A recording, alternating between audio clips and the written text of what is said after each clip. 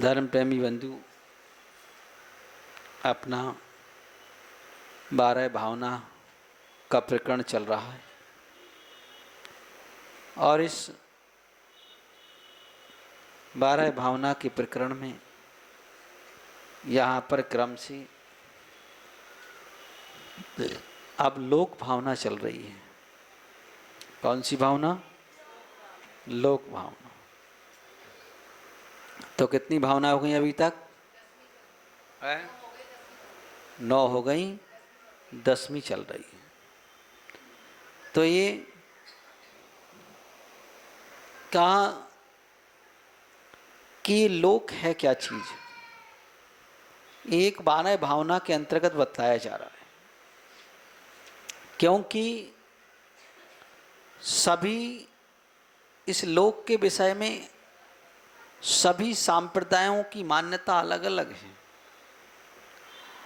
और प्रायः देखा जाता है कि जो चीज़ सुलभता से सुनने में और पढ़ने में मिलती है वही धारणा लोगों की बन जाती है कि ये लोक कैसा है। तो धारणा ज़्यादातर लोगों की बनी हुई है कि इस पृथ्वी किस पर थमी है। क्यों भाई, किस पर थमी? हाँ, किस पर थमी? हाँ, ऐसी लोगों की धारणा बनी हुई है कि शेष नांग पर पृथ्वी थमी हुई है और ये भी धारणा है कि इस लोक का कोई कर्ता करने वाला है, कोई नष्ट करने वाला है। ऐसी भी धारणाएं बनी हुई हैं और विज्ञान कहता है कि ये पृथ्वी घूम रही है, ऐसी विज्ञान ने खोज की हुई है। तो सबकी अपनी अपनी अलग अलग धारणाएं चलती रहती हैं, लेकिन जैन धर्म में केवली भगवान केवल ज्ञानी हैं। कैसे हैं? संपूर्ण ज्ञानी हैं, जिनके ज्ञान में प्रत्येक चर अचर पदार्थ की संपूर्ण पर्यायें एक साथ आ रही हैं। फिर भी हमने ये देखा है कि इतना सब कुछ बताते हुए भी, और यहाँ तो ऐसा कहते हैं कि 2000 से चतुर्मास चल रहे, कंटिन्यू है ना, 25 साल हो गए ना कंटिन्यू। लगभग एक आध बार कभी हो सकता है, कभी एक आध बार ना भी हो पाया हो, है ना। हाँ, कभी कदाच एक आध बार ना है। हाँ, वही कभी कभी कभार हो सकता है, एक आध बार ना भी हो पाया हो। तो लड़ो 25 से 24 साल से तो चला ही रहा है। तो और ये भी हमें पता है कि तो मानने वालों की संख्या भी यही है। हाँ, वो कोई चले यहाँ, माने उतना ही है लोगों को। हाँ, वो तो भोजन की व्यवस्था रख दो सो फिर बात अलग, वो तो भोजन के लिए आते हैं, सुनने उनने के थोड़े आते कुछ, भोजन वाला सिस्टम अलग होता है। तो आने से वालों की संख्या भी वही है। उसके बावजूद भी हम जैन सिद्धांत से परिचय नहीं पा पाए, ये बड़े आश्चर्य की बात है। हर साल सुनते हुए भी, और ऐसा नहीं कि अकेले चतुर्मास में ही, जब चतुर्मास हर साल होते तो बीच में भी साधु आते होंगे। हाँ, हाईवे है फिर तो, जयपुर हाईवे। अच्छा, तो हो सकता है एक्सप्रेस गाड़ियाँ निकलती हो तो नॉन स्टॉप निकल जाती हैं, सभी हो सकता है। हाँ, जयकपुर स्टॉप ना हो, ऐसा हो सकता है। हाईवे है तो भाई हाईवे पे तो स्टॉप कम ही होते ना।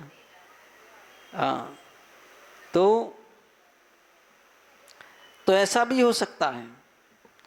लेकिन और मोबाइल पे भी सुनते हैं सब प्रकार से, फिर भी हम जैन सिद्धांत से परिचय नहीं हो पाए और दूसरों के लिए अपना जैन सिद्धांत नहीं बता पाए कि हमारा जैन सिद्धांत ही। तो इस तरह का अन्यत्र जगह कहा जाता है कि ये लोक को कोई बनाने वाला, करने वाला, इसको शेष नाग पर थमी हुई है ना, ऐसा कहा जाता है। कहा है कि इस दुनिया में सबसे बड़ा कौन है?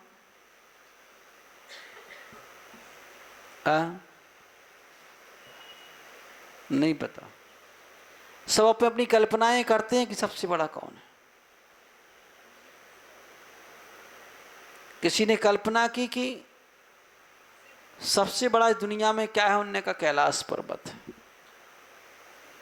क्या है? कैलाश पर्वत। बोले कैलाश पर्वत सबसे बड़ा है, तो बोले कैलाश पर्वत को रावण ने उठा लिया था, तो रावण उससे बड़ा हो गया। बोले रावण को बाली ने काख में दबा लिया, रावण को राम ने मार दिया, तो बोले राम बड़े हो गए।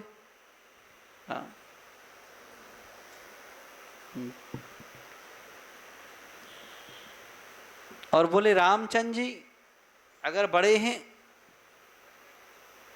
तो रामचंद्र जी भी किसी के आगे झुकते थे। किसके आगे? अपने गुरु के आगे सब झुकते हैं। तो कहा रामचंद्र जी भी गुरु वशिष्ठ के आगे झुकते थे, तो बोले सबसे बड़े गुरु वशिष्ठ हो गए। बोले गुरु वशिष्ठ भी शंकर जी की उपासना करते थे, तो शंकर जी सबसे बड़े हो गए। ऐसे ही है ना। तो ऐसे करके सब अपनी अपनी कल्पनाएं करते हैं कि कौन बड़ा हो सकता है, लेकिन का जैन धर्म कहता है कि सबसे बड़े अगर कोई है तो हम स्वयं हैं, हमसे बड़ा कोई नहीं है। तो ऐसे ही यहां पर बताया जा रहा है कि ये लोक कैसा है और इस लोक में क्या क्या है। तो यहां जैन धर्म के अनुसार क्या बतलाया गया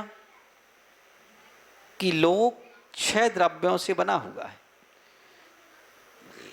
कितनी द्रव्यों से? 6 द्रव्यों से बना है। और ये 6 द्रव्य अनादि काल से हैं, कोई आज से नहीं है। इनको किसी ने बनाया नहीं, किसी ने मिटाया नहीं। इसमें 4 द्रव्य हमेशा शुद्ध रहते हैं। कितने द्रव्य? कौन कौन से 4 द्रव्य? 6 द्रव्य के नाम गिनाओ। हाँ, तो 4 द्रव्य शुद्ध रहते हैं। 4 कौन कौन से हैं? ये शुद्ध हैं, और 2 शुद्ध भी होते, अशुद्ध भी होते। कौन से? जीव और पुद्गल। तो बस इस जीव और पुद्गल का ही सारा खेल है और कुछ भी नहीं है ना। यही बनते और बिगड़ते रहते हैं। तो ये 6 द्रव्य इस तरह से इस लोक में देखे जाते हैं, और इनका कोई करने वाला नहीं, कोई नष्ट करने वाला नहीं, कोई बनाने वाला नहीं। ये ऐसी प्रक्रिया है ऑटोमेटिक कि अपने आप ये सब कुछ बनता है और बिगड़ता है, इसमें कोई संदेह नहीं। सब ऑटोमेटिक चल रहा है। ये अपन कहते हैं कि वो ऐसा हो रहा, ऐसा हो रहा, हमने ऐसा किया, हमने ऐसा कुछ नहीं किया हमने, है ना। ये सब एक ऑटोमेटिक कंप्यूटर है, समझो। इससे बड़ी कोई चीज नहीं है, क्योंकि केवली भगवान ने सब कुछ देखा है। और अगर एक बार हमें सच्चे अर्थों में केवली भगवान पर आस्था हो जाए ना, तो हमारी सारी आकुलता समाप्त हो जाए। क्या हो जाए? हाँ, क्योंकि केवली भगवान ने सब देखा, जैसा होना है वैसे ही उन्होंने देखा है। बस ऐसे ही चलता रहेगा। और जब इस तरह से इसकी प्रक्रिया चलती रहेगी, तो भगवान ने जो कुछ होना वो पहले ही देख लिया, हम काय को आकुल व्याकुल होते बहुत ज़्यादा, लेकिन हम परेशान हुए बगैर मानते नहीं हैं, क्योंकि भगवान ने ऐसे ही देखा है कि तुम बेचैन रहोगे, है ना, तुम्हें चैन नहीं मिलेगी अपनी ज़िंदगी में, ऐसे ही देखा है इसलिए बेचैन होते हो। और जिसके लिए ये देखा है कि चैन से रहेंगे सो चैन से रह रहे, वो कहता हाँ ठीक है चल रहा है चलने दो, ऐसे ही देखा, है ना। तो कहा यहाँ पर जीव और पुद्गल मिलकर के ये सारा खेल खेलते हैं। कौन? जीव और पुद्गल मिलकर के, इनका सारा रंगमंच है। जैसे अभी पर्युषण पर्व आ रहा है ना, तो नाटक करेंगे ना, है ना, नाटक करना जरूरी है ना। अपन कहते बड़ा नाटक मचा रखा है। तो का जैसा तुम रंगमंच पर मंच पर नाटक करते हो ना, वैसे इस जीव और पुद्गल का इस संसार में नाटक चल रहा है। क्या चल रहा? संसार में एक नाटक चल रहा है। कौन मिलके कर रहा है? हाँ, बस ये दो मिले, इनने नाटक करना शुरू कर दिया। उन्होंने कहा चलो कभी इस गति में चलें, कभी उसमें चलें, कभी उसमें चलें, है ना, कभी यहाँ की ठोकरें खा रहे तो कभी वहाँ का आनंद ले रहे। ऐसा ये चल रहा, बिल्कुल क्रम चल रहा। अभी यहाँ पर बताया जा रहा है कि जब कह दिया कि इसमें जीव और पुद्गल के अलावा कुछ नहीं है, और कर्म के निमित्त जिसने जैसा कर्म किया है वैसा उसको फल मिल रहा है, लेकिन फिर भी हम उसको देख नहीं पाते कि भाई चलो अपन जान रहे हैं कि नाटक है, देख लो भाई थोड़ी देर के लिए, लेकिन नहीं, उसमें बहाव में बह जाते। तो इसको अगर अपन एक नाटक के रूप में देखें तो सब कुछ सही हो जाए, और नाटक के रूप में ना देखें तो सारा काम बिगड़ जाए, है ना। हाँ, तो बस ये तो एक रंगमंच की भूमिका है, लेकिन अब इस भूमिका में क्या होता है, प्रवाह में बह जाते। अभी महाभारत देखा आप लोगों ने? हाँ देखा? तो महाभारत के पात्र जहां शूटिंग कर रहे थे, तो एक बार एक सेठ ने उस जयपुर में उनका निमंत्रण किया, बोले सब लोग हमारे यहाँ भोजन कर लेना, आप लोग महाभारत के पात्र बने। तो उन्होंने कहा ठीक है भाई कर लेंगे, भोजन करने में क्या परेशानी।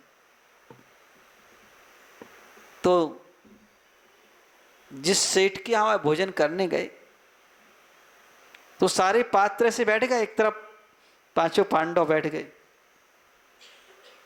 एक तरफ कौरव लोग बैठ गए, जो जो पात्र बने हुए थे।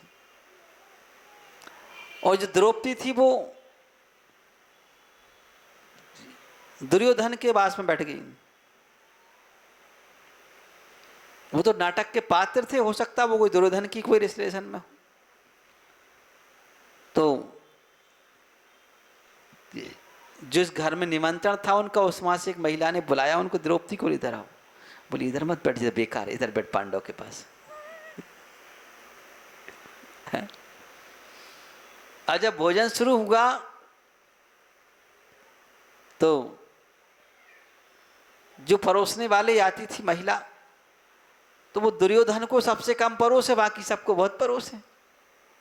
दुर्योधन ने कहा जी क्या बात है आगे, बोले हमारे लिए निमंत्रण में बुलाया, परोसते नहीं। हाँ। तो क्रम क्रम से बदल बदल के आती थी परोसने वाली भी। तो एक बुढ़ी सी महिला है, उनने भी ऐसे ही किया कि दुर्योधन को छोड़ दिया और बाकी सबको परोसना शुरू कर दिया। दुर्योधन ने बुलाया, बोली माँ जी हमें क्यों नहीं देती हो, बुलाया है तो सबको परोसती हो, हमें क्यों नहीं परोसती। तो माँ जी कहती हैं, बोले तुम्हारा इतना गुस्सा ठीक नहीं है, 5 गांव दे तुम्हारा क्या चला जाता, इसलिए तुम्हें नहीं परोसते। बोले तो दुर्योधन ने कहा माँ जी 5 गांव तो हमारे पास अभी आज भी नहीं है, हम कहाँ के दे दें। बोले वो तो नाटक था, तुम नाटक में क्यों समान, तुमने नाटक, हमने नाटक खिला, तुम हमें खराब मानने लगे। हाँ, तो अगर हम भी ये संसार को एक नाटक के रूप में देखें, एक नाटक है भाई ये तो, हाँ, तो सारा काम सही हो। जैसे माँ जी ने उन दुर्योधन कौरव और पांडवों को क्या देख लिया कि जिस सच में ही पांडव सच में ही कौरव, तो नाटक खेल रहे वो तो पैसे के लिए। हाँ, वो कोई ना कौरव है ना पांडव, हाँ? लेकिन वो उसी प्रमाय में बह गए, है ना। तो ऐसी यहां पर बतलाया कि संसार में जीव और पुद्गल दोनों मिलकर के, और कर्म जैसा आ जाता है वो वैसे जीव को वैसा नचाता रहता है। और कहा कि पुण्य पाप सो जीव जगत में नित्य सुख दुख भरता। और इस संसार में ऐसा क्रम चलता है कि कभी पुण्य का उदय आता है, कभी पाप का आता है। पुण्य का उदय आता है तो हम हाले फूले नहीं समाते, और पाप का उदय आते हैं तो गली गली में रोते फिरते हैं, हाय मरे हाय मरे, है ना। ऐसे ही होता ना, जब पाप का उदय आता तो रोते फिरते हैं, आय ऐसा हो गया, ऐसा। अब हो गया तो हो गया, क्या करोगे उसको, है ना। कर्म का योग है ये, तो हो गया। तो कहा पुण्य और पाप सो जीव जगत में नित्य सुख दुख भरता। का पुण्य और पाप ऐसी प्रक्रिया है कि इस जीव को हमेशा चक्कर कटाता है। लेकिन जब पुण्य का उदय आता है तो ये जीव भूल जाता है कि मैं क्या कर रहा हूं, है ना। बिल्कुल बेहोश हो जाता है, होश में ही नहीं रहता है। जाके हिमालय की चोटी पे बैठ जाता है जब पुण्य का उदय आता है। तो ऐसा स्वाभाविक होता है। कोई बिरला जीव होगा जो पुण्य का उदय आने पर भी एक साम्य भाव बनाए रखे। ये नहीं सोच पाता कि नहीं पुण्य का उदय है तो कोई बात नहीं, ये भी एक नेचुरलिटी है, कोई बात नहीं, लेकिन नहीं कर पाते उसको। तो इसलिए यहां पर बताया कि पुण्य पाप सो जीव जगत में सुख दुख का करता। सुख और दुख हमारी मान्यता है कि कोई दूसरा दे रहा है, कोई नहीं दे रहा है। कौन दे रहा है? हमारा अपना पुण्य पाप दे रहा, बाकी कोई नहीं दे रहा, कहीं से कोई नहीं दे रहा। तुम्हारा ही पुण्योदय आएगा तो पड़ोसी भी तुम्हारा सहयोगी बन जाएगा, तुम्हारा भाई भी बन जाएगा, और कहीं दूसरी जगह जाओगे तो वो भी सहयोगी बन जाएगा, सब बन जाएंगे, है ना। कहीं भी जाओगे तो, गांव गांव घूमोगे, शहर शहर घूमोगे, तो वहां भी तुम्हारे सहयोगी तैयार हो जाएंगे, पूछने वाले तैयार हो जाएंगे, हाँ भैया आ जाओ हमारे ऐसा करना। किसके प्रभाव से? हाँ। और जब तुम्हारे ही पाप कर्म का उदय आएगा तो अपने वाला घर का ही सबसे पहले ठुकरा देगा कि चलो हटो यहां से, है ना। वही ठुकरा देगा, दूसरा कोई ठुकराएगा। कौन? घर का ही। जब रावण के पाप कर्म का उदय आया तो सबसे पहले अपने भाई ने ठुकरा दिया। इसने, जबकि भाई ने नहीं ठुकराया, ऐसा कहते हैं कि भाई ने ठुकरा दिया, ऐसा नहीं किया। जब उसकी बुद्धि खराब हुई तो सबसे पहले भाई को ही निकाल दिया उसने। इसलिए रामायण में एक चौपाई लिखी हुई है, बहुत अच्छी बात है कि जेखो प्रभु दारुण दुख दीना, ताकि मति पहलू हर लीना। जिसको दुख आना होता ना तो उसकी बुद्धि पहले नष्ट हो जाती है, सबसे पहले बुद्धि नष्ट होती है, उल्टा चलना शुरू कर देता है ना, दुख आना है तो। और जिसका पुण्योदय चलता है वो कहता है अब इनकी बुद्धि मारी गई, वो यही तो कहता है। क्या कहता है? कि सामने वाले की बुद्धि अब मारी गई, है ना।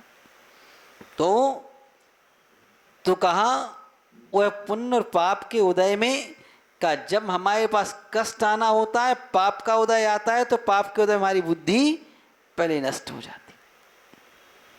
जब बुद्धि नष्ट होती है तो फिर दुख की प्रक्रिया शुरू हो जाती। रावण की भी बुद्धि नष्ट हुई, सबसे पहले भाई को निकाल दिया, बोले भाग जा यहाँ से, लंकई से भाग जा, तुझे मैं नहीं रखूंगा, तो उसी को पहले भगा दिया। अब और जब जिसका पुण्योदय होता है तो व्यक्ति इसको अपना लेता। उन्होंने कहा कोई बात नहीं, रावण ने तुम्हें ठुकरा दिया, राम ने कहा आ जाओ हमारे पास, हम रख लेते हैं, है ना। तो ऐसे ही यहां पर है कि जब हमारी बुद्धि काम नहीं करती है तो सबसे पहले का हमारा पाप कर्म का उदय आता है, तुम्हारी बुद्धि पहले काम नहीं करती है, नष्ट हो जाती। तो चलिए पुण्य और पाप दोनों की स्थिति से ये संसार चला करता है। तो हमेशा पुण्य के उदय से सुख मिलता है और पाप के उदय में दुख मिलता है। लेकिन इतना ध्यान रखना कि पुण्य ही पाप का बीज बनता है। कौन बनता पाप का बीज? पुण्य। कौन सा पुण्य? कैसा पुण्य पाप का बीज बनता है? का पुण्य के फल में जितने ज्यादा आसक्त हो जाओगे वह उतना ज्यादा तीव्र पाप का बीज बनेगा। कौन सा बनेगा? पुण्य के फल की आसक्ति पाप का बीज बनती है। क्या बनती है? कौन सी चीज? पुण्य के फल की आसक्ति पाप का बीज बनती है।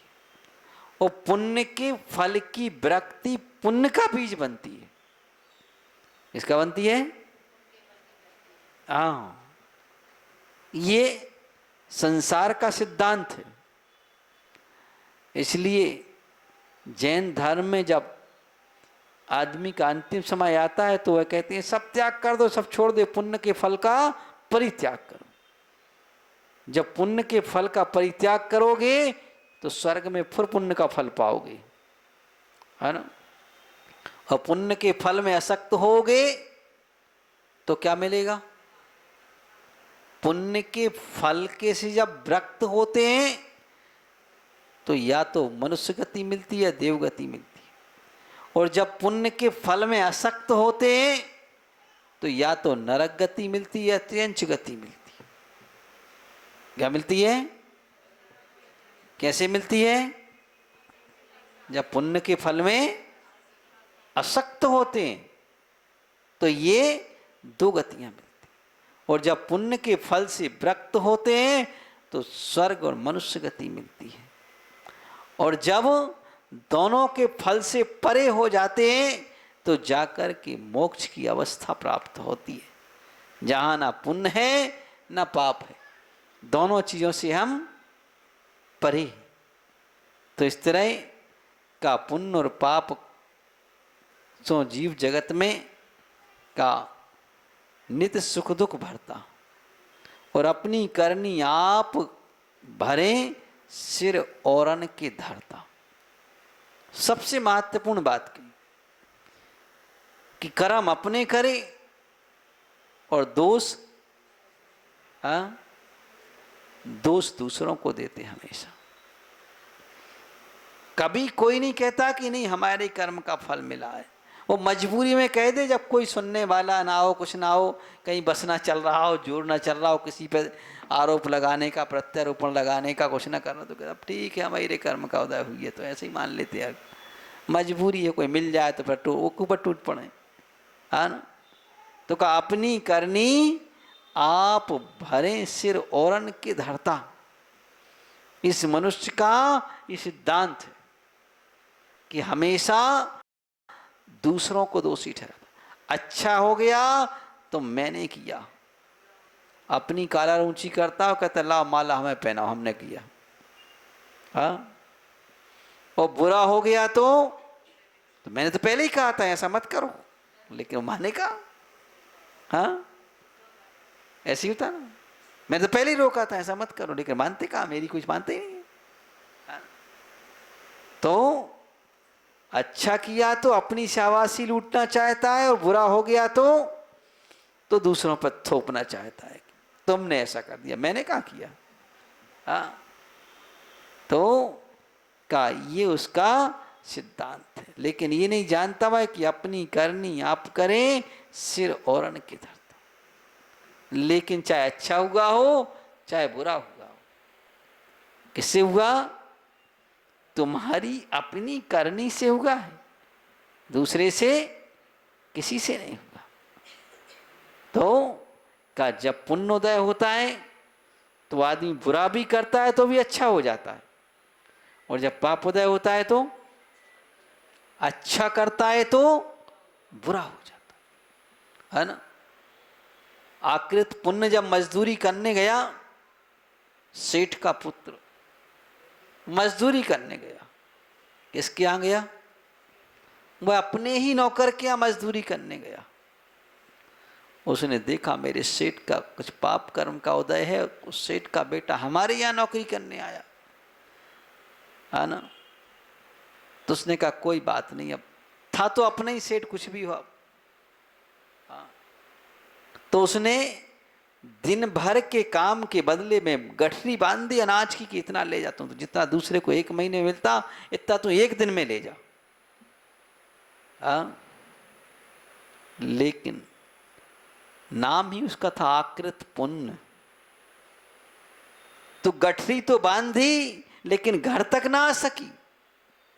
क्यों नहीं आ सकी?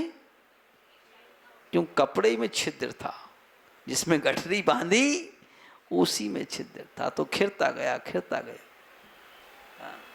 अनाज उतना ही मिला जितना भाग्य में था, उससे ज्यादा देने वाले ने तो तुम्हें दे दिया कि तुमसे जितना बने उतना बांध ले जाओ, है ना। हमने तुम्हें छूट कर दी, जितना बन सके उतना बांध लो, लेकिन ना बन सका। तो ऐसी यहां पर ये अपनी करनी आप कर का, हर जीव को अपनी अपनी करनी।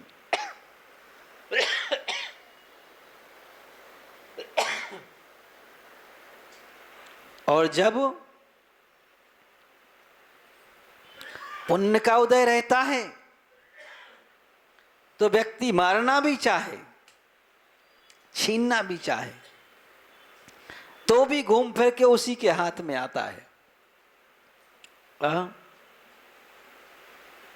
प्रद्युम्न कुमार श्री कृष्ण के पुत्र को उसके विद्याधर भाइयों ने मारना चाहा। बोले ये कहां से आ गया बीच में, इसको मारो। जितनी बार मारने का उपाय किया उतनी बार वहीं से एक विद्या मिल जाती थी। धन नहीं, क्या विद्या मिल जाती थी। एक कुएं में पटक दिया लोगों ने मिलके, सारे बच्चों ने मिलके बोले इस कुएं पटक दिया, मर जाएगा, अपने आप बच के नहीं आएगा। और ऐसे कुएं में जिसका नाम ही था कालकूट, उसको खेलते खेलते उस कुएं के किनारे ले गए और खेल खेल रहे थे, आंख मिचौनी वाला, रस्सी कपट्टी बांध के आंख पे। जब उसका नंबर आया तो उसको खिलाते हुए कुएं के पास ले गए और वहां ले जा करके धक्का दिया कुएं में, भाग लिया सब ने। बोली चलो अब तो मर गया। हाँ, लेकिन कहा जब पुण्य हो तो वहां से भी उस कुएं के अंदर एक देव का वास था, व्यंतर देव का, उसने उठा लिया और उठा के ऊपर रख दिया और साथ में एक विद्या भी दे दी। बोली अच्छा आया तू, ले एक विद्या देता हूं तुझे, ये विद्या ले जा। किसने? व्यंतर देव ने दे दी। तो ये भी रहता है का उस विद्या को पाकर के और बलशाली हो गया है। तो का जब पुण्योदय आता है तो का कोई मारना भी चाहे तो भी लाभ होता है। तो इस तरह का पुण्य पाप सो जीव जगत में नित्य सुख दुख भरता, और अपनी करनी आप करें सिर और की तरफ। सारी करनी तो अपनी है, लेकिन दूसरे के सिर पर रखते कि उसने ऐसा कर दिया, उसने ऐसा कर दिया। कहा किसी ने नहीं किया। किसने किया? अपने ही कर्म ने किया। तो इसलिए हमेशा कर्म अच्छी करो। कैसी करो? अच्छी करो, बुरे कर्मों से बचो। चलिए इतनी रखते हैं आज, बाकी आगे देखेंगे। इन्हीं भावनाओं के साथ बोलिए देवाधिदेव 1008 महावीर भगवान की जय। जय बोलिए।